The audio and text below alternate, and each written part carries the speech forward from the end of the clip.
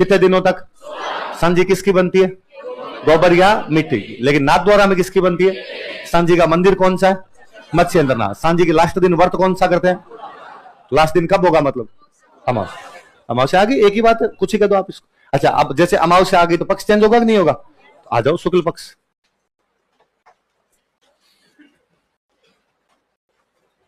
Bright Fortnite.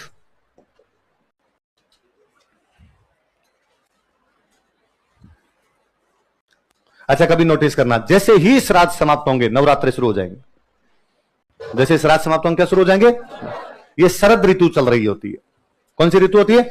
इसलिए नवरात्रों का नाम ही पड़ गया शारदीय नवरात्र। क्या नाम पड़ गया? तो एकम से आपके कौन से नवरात्रि शुरू हो जाएंगे? शारदीय बोल दो या शरद नवरात्र बोल दो। नवरात्रि जानती हो सारे सारे? तो लिख लो, शरद नवरात्र प्रारंभ, शरद नवरात्रि स्टार्ट्स।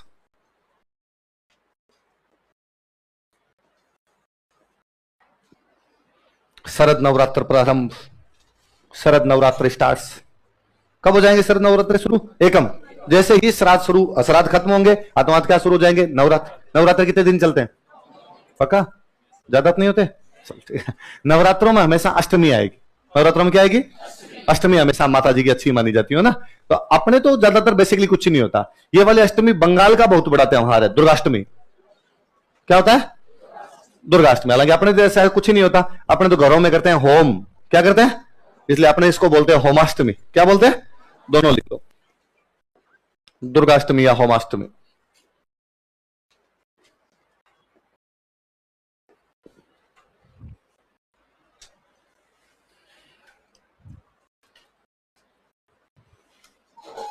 दुर्गाष्टमी या होमाष्टमी। तो एकम से नवरात्रि शुरू, और नवरात्रों की जो अष्टमी आएगी उसको क्या बोलेंगे? दुर्गाष्टमी या होमाष्टमी। दुर्गाष्टमी का त्यौहार ज्यादा अच्छा कहां पर होता है? बंगाल। कहां पर होता है? बंगाल, पश्चिम बंगाल। अपने को इतना बड़ा नहीं होता। अपने घरों में होम होम जानते हो, यज्ञ यज्ञ, तो अपने छोटा मोटा यज्ञ कर लेते हैं, तो अपने इसको क्या बोल देते हैं? होमाष्टमी। अच्छा, ये वाले दशहरे, ये वाला जो नवरात्रि इनमें देखना, इनमें आएगा दशहरा। क्या आएगा? दशहरा। तो लिख लो दशमी कहते हैं, विजयादशमी भी।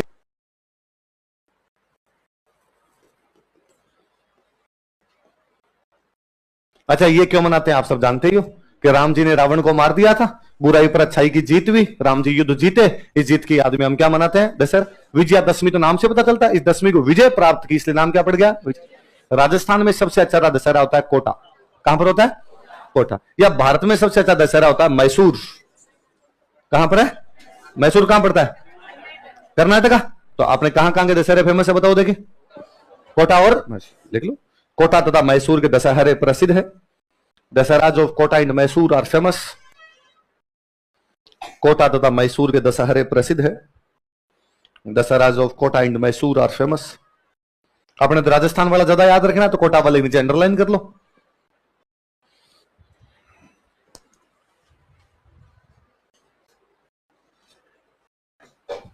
राम जी ने किसको मारा? रावण। कहने का मतलब युद्ध जीता। क्या जीता? युद्ध। युद्ध किससे लड़े जाते हैं? हथियारों से। इसलिए इस दिन हथियारों की पूजा करते हैं। किसकी पूजा की जाती है? लिखो, इस दिन हथियारों की पूजा की जाती है। Weapons are worshipped on this day. इस दिन हथियारों की पूजा की जाती है। Weapons are worshipped on this day. हथियारों की पूजा की जाती है। किसकी पूजा करते हैं? तो आप कभी गांव में कभी नोटिस भी करना कि पुराने कोई यदि किसी घर में कोई तलवार, भाला, बंदूक आदि रखी भी रहती है, तो इनको उस दिन निकालते हैं बाहर, और निकाल के दो चार छिंटे विंटे मारे, अगरबत्ती कर ली, छोटा मोटा कुछ ना कुछ कर लेते हैं। सेना बड़े तौर पर करती भाई। पहले तो युद्ध सबके घरों में हथियार होते ही थे, हर आदमी युद्ध में ही रहता था पहले। अब हर के घर में तो हथियार होता नहीं। अब हथियार किसके पास में? सेना और पुलिस। तो सेना और पुलिस मनाती, आज भी दशहरे पे किए जाते हैं। मुझे याद है राफेल जब लेके आए थे तो अपने रक्षा मंत्री चले गए थे दशहरे के ऊपर के, नहीं साहब मैं अगरबत्ती करके आऊंगा इस बार, हथियारों की पूजा मैं करके आऊंगा। तो हथियारों की पूजा कब की जाती है? कब की जाती है? अच्छा, एक पक्षी होता है लीलटांस। कौन सा पक्षी होता है? इसको देखना शुभ माना जाता है इस दिन। लिखो, लीलटांस पक्षी के दर्शन शुभ माने जाते हैं। Sighting of Liltans bird. Sighting of Liltans bird. Sighting, SITING, sighting of Liltans bird.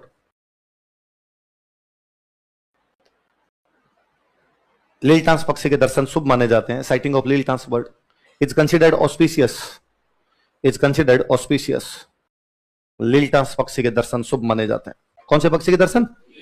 उसके दर्शन क्या माने जाते हैं? शुभ, वो अच्छा माना जाता है।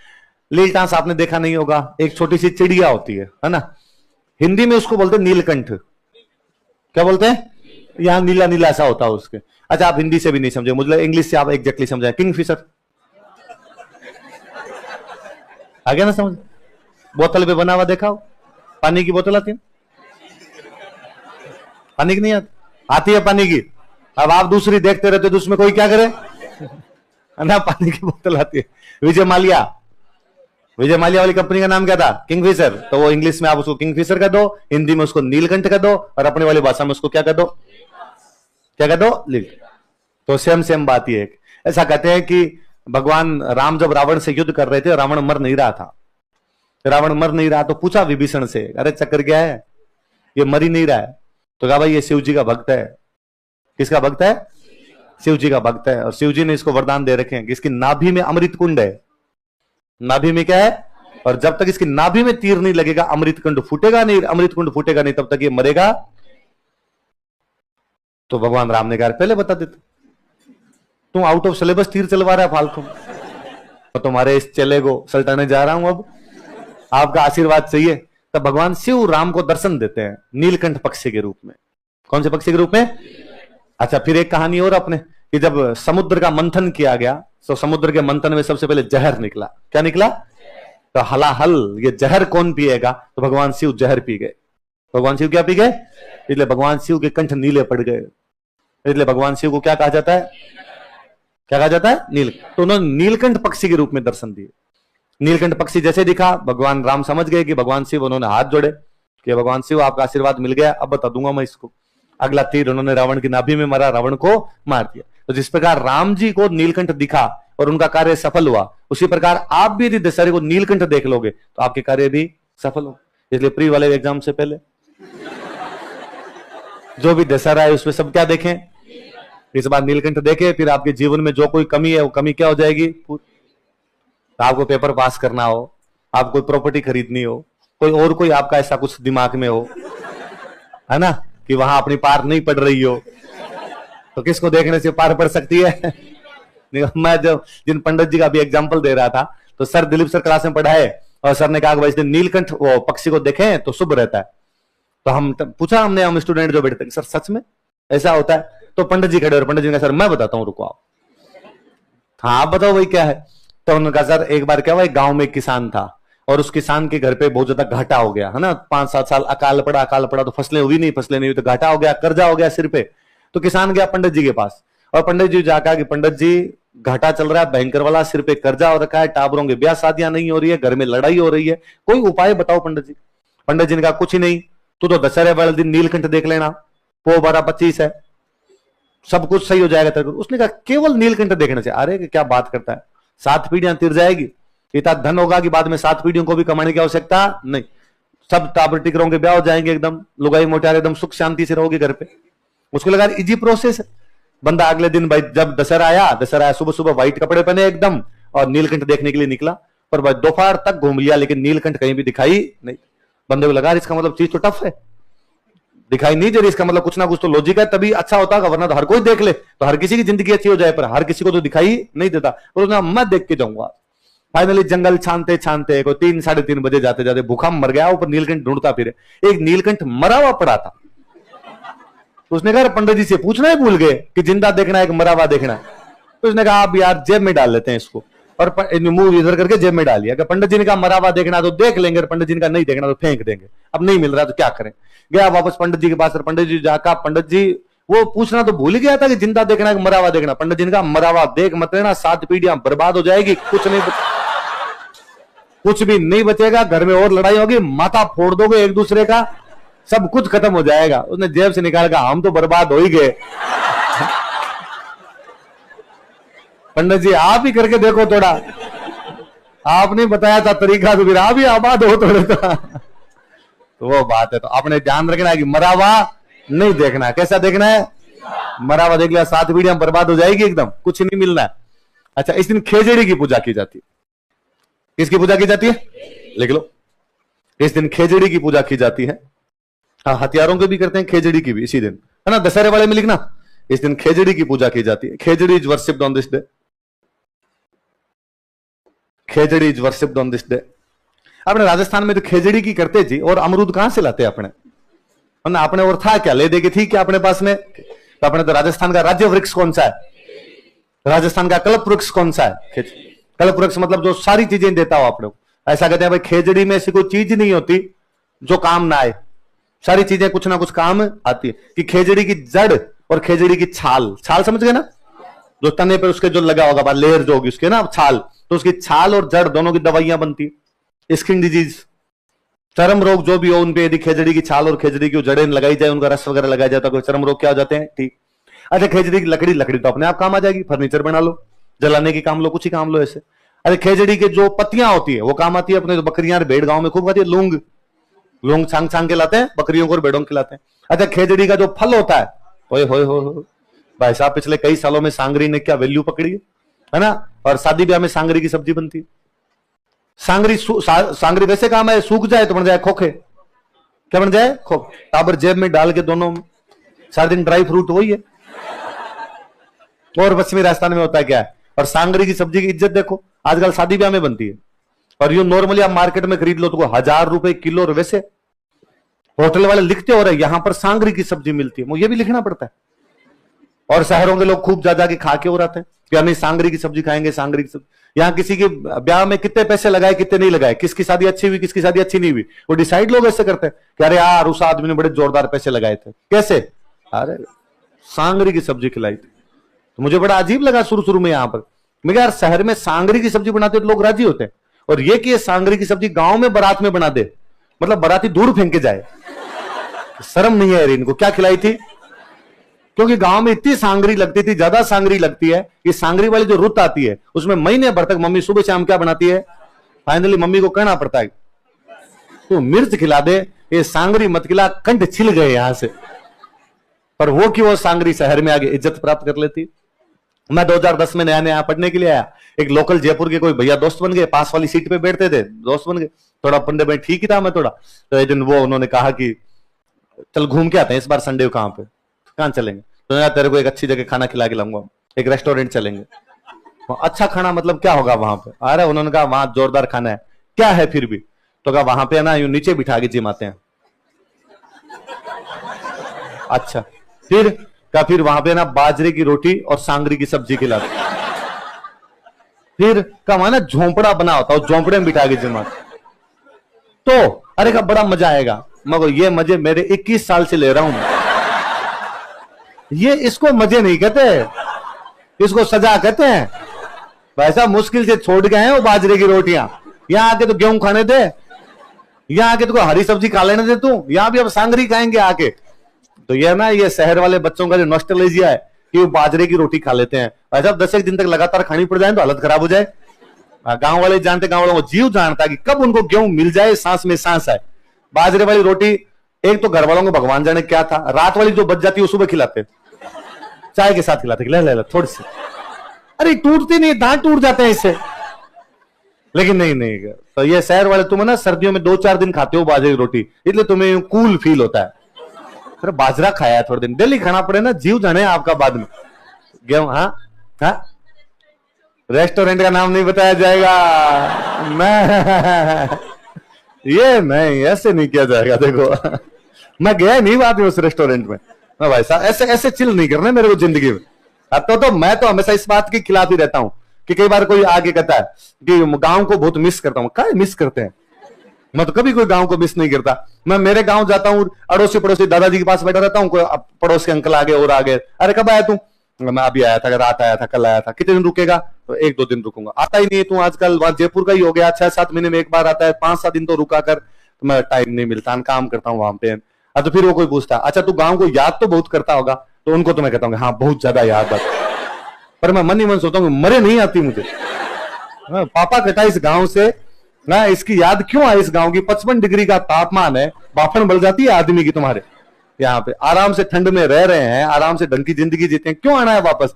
पर ये भारत में नॉस्टैल्जिया है कि भारत में हर आदमी कहेगा कि गांव अच्छे होते हैं और शहर बुरे होते हैं, उसके बावजूद हर आदमी शहर आना चाहता है। अरे वीडियो बना रही है तुम, अरे बोलो, तभी तुम रेस्टोरेंट का नाम और पूछ रहे थे, मुझे कुटाओगे तुम कभी। कोई आगे कूटेगा आगे, अच्छा ऐसी ऐसी बातें कर रहा है। तो ये दशहरा भाई, दशहरा क्या क्या बोलते हैं, दशहरा और लिजत कहां कहां के फेमस है, कोटा और मैश। किस किस की पूजा, हथियारों की पूजा, खेजड़ी की पूजा, और कौन से पक्षी, याद रहेगी बात। चल इसी के अंदर लिखो पूर्णिमा, 10वीं की बात लिखो पूर्णिमा। अच्छा कौन सी ऋतु होती है, मैंने अभी बताया शरद ऋतु, क्योंकि नवरात्र क्या बोलते हैं, शरद नवरात्र, इसलिए पूर्णिमा का नाम पड़ गया शरद पूर्णिमा। क्या नाम पड़ गया, शरद। या इसी का एक नाम और है रास पूर्णिमा।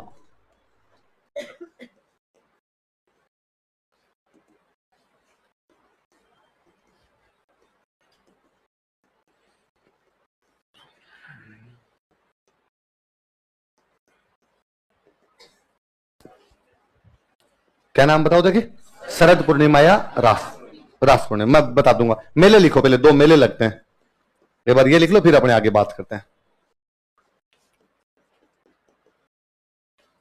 मारवाड़ महोत्सव, मारवाड़ फेस्टिवल लिख लेना इंग्लिश में, मारवाड़ महोत्सव। या इस मारवाड़ महोत्सव का एक नाम और होता है, मांड महोत्सव। मैं बता दूंगा ऐसा क्यों है, एक बार लिख लो, मांड महोत्सव, मांड फेस्टिवल। और ये होता है आपका जोधपुर में, और एक होता है मीरा महोत्सव, ये होता है आपका चित्तौड़ में, मीरा फेस्टिवल।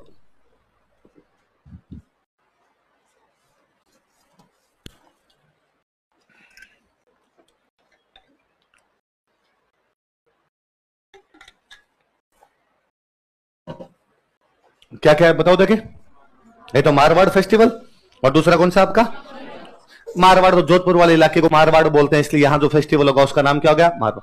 आगे मैं ना म्यूजिक, जब हम लोक गीत पढ़ेंगे तब हम पढ़ेंगे, अपने यहां म्यूजिक की स्टाइल थी, उस स्टाइल का नाम है मांड। क्या नाम है, तो मांड म्यूजिक गाया जाता है, इसलिए इस फेस्टिवल का नाम क्या हो गया, मांड फेस्टिवल। चित्तौड़, उधर उदयपुर में तो चित्तौड़गढ़ में मीराबाई हो ही गए, तो वहां पे कौन सा हो गया आपका, मीरा महोत्सव। अब और सुनो, देखो नॉर्मली अपने ये मानते हैं कि भाई पूरा चांद कब होता है, कि पूर्णिमा, फुल मून बोलते हैं, अंग्रेजी वाले जो कहते हैं उसको फुल मून है, भाई चांद पूरा हो गया। अपने भी कहते हैं पूर्णिमा का मतलब चांद पूरा। लेकिन 12 महीनों में सबसे पूरा चांद यदि किसी दिन होता है तो वो ये है कि शरद पूर्णिमा का जो चांद होता है वो एकदम पूरा, सबसे अधिक रोशनी, सबसे अधिक चांदनी यदि चांद की किसी दिन होती है तो वो कौन सी होती है, शरद। चांद अपनी रास पूरी कर लेता है, रास का मतलब है रेंज। क्या मतलब है, उसकी जितनी रेंज खुल सकती थी उतनी पूरी रेंज खुल गई, इसलिए एक नाम क्या पड़ गया इसका, रास खुल। और तो कहते हैं ये चांदनी सबसे अच्छी होती है। तो आज भी कभी घरों में नोटिस किया होगा, इस दिन खीर बनाते हैं, और खीर बना के वो चांद की रोशनी में रखते हैं, और कहते हैं सुबह खाओ, और कहते हैं इस दिन चांद की रोशनी से अमृत बरसता है, वो अमृत बरसेगा तो आपकी खीर में अमृत आ जाएगा, और यदि इसको सुबह आप खाओगे तो आपकी आंखों की रोशनी तेज होगी।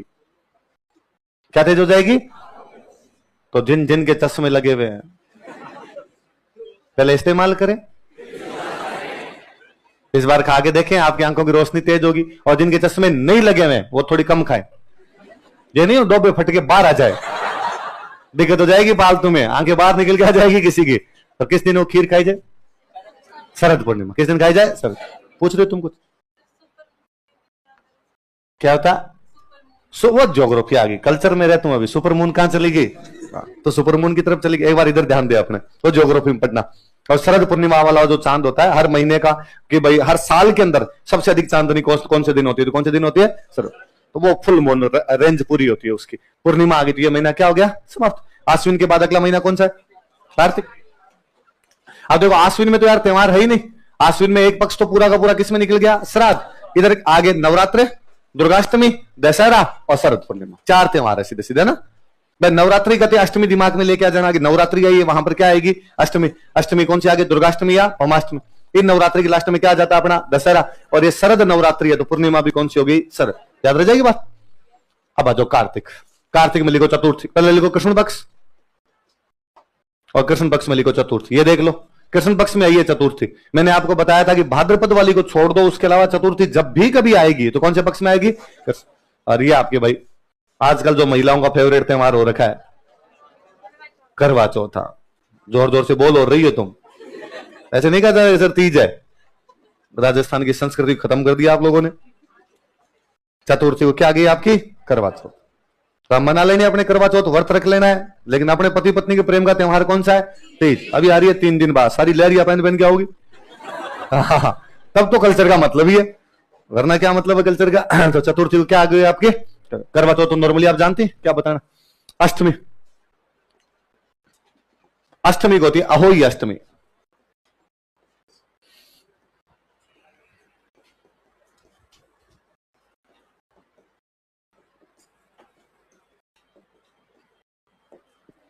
अष्टमी क्या होती है? अहोई, अहोई अष्टमी। आइए सुन लो, देखो करवा चौथ किस लिए की जाती है? कि पति की लंबी उम्र की कामना के लिए। अहोई अष्टमी किस लिए की जाए? कि संतान की लंबी उम्र की कामना के लिए। किसके लिए? संतान की लंबी उम्र की कामना के लिए क्या किया जाता है? अष्टमी। कुल मिला के मम्मी की भूखा रहना ही पंथिया है। कभी पापा के लिए रो, कभी टाबरों के लिए रो, रहना क्या उसको? भूखा। तो संतान की लंबी उम्र की कामना के लिए कौन सा व्रत किया जाता है? तो करवा चौथ तो कोई पूछेगा नहीं, ये तो पूछ सकता अपने से, तो लिख लो।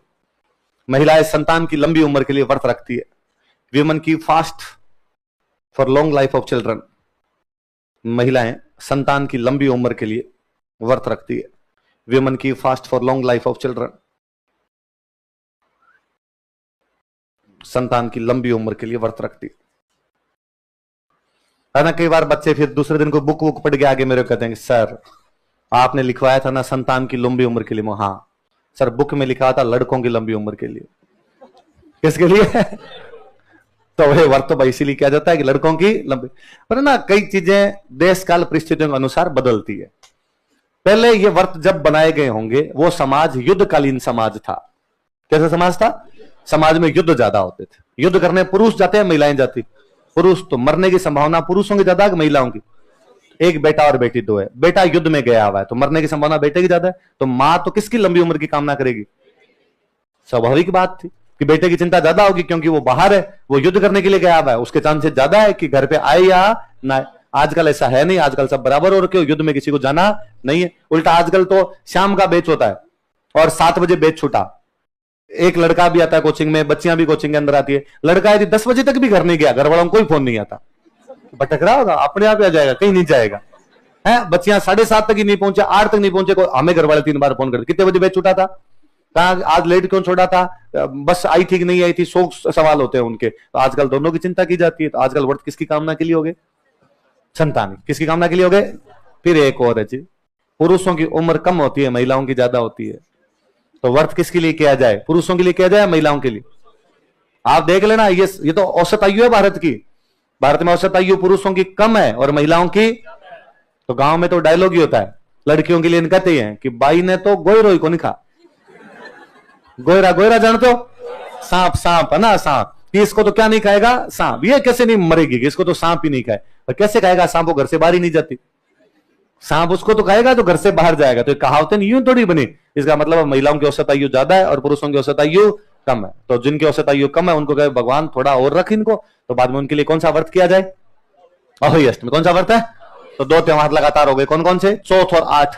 4 और 8। 4 को तो पति की लंबी उम्र की कामना के लिए और 8 को संतान। तो पति वाले का नाम तो क्या हो गया? करवा चौथ, और दूसरे का नाम क्या होगा? अहोई। अब 5 त्योहार एक साथ आएंगे। कितने त्योहार? कितने? एक साथ है। अभी देखते हैं, देख कौन से। इसी में लिखना, इधर ही लिखना। पहले को त्रयोदशी। त्रयोदशी समझ गए मतलब क्या हो गया? 3 और 10 मतलब 13।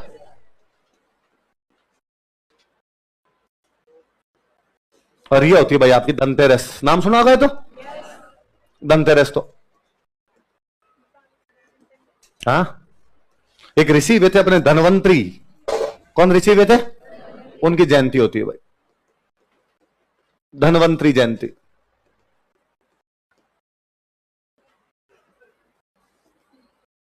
कोष्टक में लिख लेना इसी के, धनवंतरी जयंती।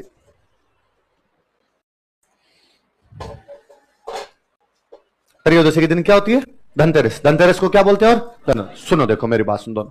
समुद्र मंथन जब किया जा रहा था, कि समुद्र का जब मंथन हुआ और देवता और दानव दोनों बैठेंगे, अमृत आएगा और अमृत हम पिएंगे, उसके लिए जब बैठे थे तो कहते समुद्र मंथन। मंथन का मतलब बिलोना उसको, है ना। तो समुद्र में सबसे पहले जो बाहर निकल के आए थे वो थे ऋषि धनवंतरी। वो कौन थे? ऋषि। इसी दिन बाहर निकल के आए, इसलिए वास्तव में धनवंतरी जयंती है। कौन सी जयंती है? धनवंतरी। अच्छा, ऋषि धनवंतरी जब समुद्र से बाहर निकल के आए तो उनके हाथ में एक लोटा था। उनके हाथ में क्या था? कलश। कलश था उनके हाथ में, लोटा था। लोटे में सोने चांदी मोती ये थे। सोना चांदी मोती धन माना जाता है, तो इस 13 के दिन धन लेके बाहर आए थे, इसलिए क्या बोलते हैं? इसलिए कई सालों तक अपने रिवाज था कि धनतेरस के दिन बर्तन खरीदने चाहिए। क्या खरीदने चाहिए? तो लोटे खरीदने चाहिए, लोटा ही खरीदते। लेकिन बाद लोगों ने कहा इतने कितने लोटे रखोगे घर में, तो बाद का बाकी बर्तन भी खरीद लो, तो थाली खरीद के लेके जाओ, प्लेट खरीद लो, कोई कप खरीद लो, कोई कटोरियां खरीद लो, कोई और चीजें खरीद लो। फिर लोगों को लगा कि आप बर्तन भी खूब सारे हो गए, इतने बर्तनों में क्या करोगे। पहले घरों में बर्तन होते ही कम थे कि बर्तनों के नाम पर या तो दहेज में 5 थाली आती वो हुआ करती थी, या बाद में बर्तन बंदा इकट्ठा करता कि धनतेरस पे 2 थाली लेके आ गए, अगले धनतेरस पे लेके आ जाएंगे, तो यूं घरों में हुआ करते। आजकल लोगों के पास पैसे है, आजकल स्टील की थालियां अलग, चीनी मिट्टी वाली कोई अलग, है ना, 4-5 भांत की क्रोकरी कोई अलग अलग रखी होती है। तो अब इतने बर्तनों का क्या करो, तो आजकल हमने कहना शुरू कर दिया कोई नया सामान खरीद लो, तो कोई कूलर खरीदे, कोई फ्रिज खरीदे, कोई गाड़ियां खरीदे, कोई पंखा खरीदे। धनतेरस के दिन कोई ना कोई खरीदारी करते हैं, कोई सोना चांदी डायरेक्ट ही खरीद लाते हैं कि धन खरीदना है तो क्या हो जाएगी धनतेरस। पर मैं तो फिर भी कहूंगा कि आप कुछ भी खरीदिए, आपके पास खूब सारे पैसे, आप हेलीकॉप्टर खरीद के लाइए, पर फिर भी कलश खरीदे जाए। क्या खरीदे जाने चाहिए, कलश खरीदे जाने चाहिए। आप बांट दो किसी को भले ही, क्योंकि कलश लेके निकले थे उस दिन धनवंतरी। धनवंतरी बाद में बहुत अच्छे डॉक्टर हुए अपने, धनवंतरी क्या हुए थे, बहुत अच्छे। तो कभी आप एसएमएस हॉस्पिटल जाओ, नहीं जाना पड़े, राम जी महाराज निरोगे रखे आप सबको, क्यों जाना पड़े आपको उधर। लेकिन यदि कोई आप एसएमएस जाओगे तो उसका पहला डिपार्टमेंट का नाम यही है, धनवंतरी डिपार्टमेंट। क्या नाम है उसका, 108 वाली एम्बुलेंस है अपने, इसका पूरा नाम यही है, धनवंतरी एम्बुलेंस। तो धनवंतरी अपने ऋषि हुए थे, डॉक्टर साहब हुए थे धनवंतरी, उनकी क्या मानी जाती है, जयंती। और धन लेके बाहर आए थे, इसलिए क्या बोलने लगे, धनतेरस। अब त्रयोदशी के बाद अगला दिन कौन सा होगा, लिख लो भाई, चतुर्दशी। और ये होता है आपका रूप चतुर्दशी।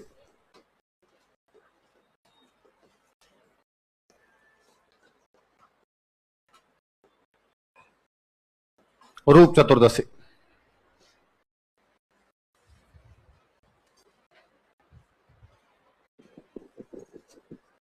क्या होती है इस दिन, रूप। अगला और लिखो, फिर मैं दोनों एक साथ बताता हूं। चतुर्दशी के बाद क्या आ जाएगी, अमावस्या। भाई कृष्ण पक्ष है, तो कृष्ण पक्ष में तो अमावस्या ही आएगी, न्यू मून जो होता है आपका। और ये आ गया भाई आपकी दीपावली। क्या आ गई, दीपावली।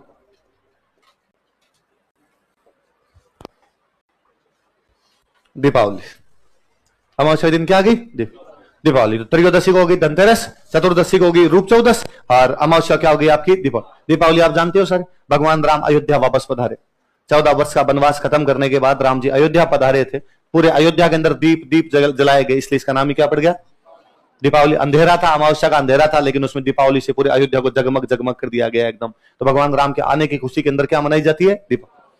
अब ये दीपावली है, तो इससे पहले दिन कहा कि नहा धोके तैयार हो जाओ, रूप चमका लो अपना। क्या चमका लो, तो इसलिए नाम क्या पड़ा इसका। आप कभी नोटिस करना, प्रैक्टिकली देखना, आप गांव में ये जो दीपावली के आसपास का टाइम होता है, इसमें फसलों की कटाई करते हैं, फसल काट रहे होते हैं, है ना। अपने पश्चिमी राजस्थान में गर्मियां पड़ती है ज्यादा, तो फसलों की कटाई का सीधा सा मतलब है कि सुबह 4 बजे जल्दी उठ के जाओ, 10-1 बजे तक जितनी फसलें कटे काट लो।